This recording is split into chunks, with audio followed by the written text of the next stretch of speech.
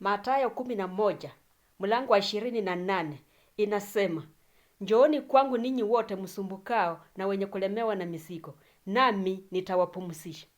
Lakini watu wamekosa kuelewa, wanaweza pepa mizigo wapelekee Yesu namna gani. Utakuta mtu amepepeshwa mizigo zake. Anaamka asubuhi, anaamkia kwa jirani. Anaenda anakaribishwa, anakaa. Akishakaa anapewa chai. Akimaliza kukunywa chai, majani imeingia akilini. Anaanza kujiropoka tu. Huku kwangu tukalala njaa. Huku kwangu leo tukapikana usiku kuja. Anapotoka hapo, jirani naye anachukua huo mzigo wake, naye anaanza kutembea naye tena. Naye anaambia wengine, "Unajuako, kwa fulani leo wakalala njaa. Kwa fulani leo wakapikana usiku kuja." Hata anaongezea chumvi kidogo. Anasema kwa fulani walikuja kuomba kwangu.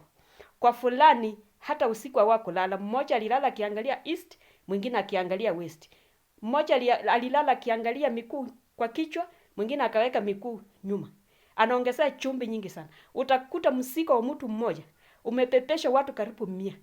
Lakini Yesu anasema tuchukue mizigo zake, tumtwike yeye, atupepee na sisi tutakuwa huru.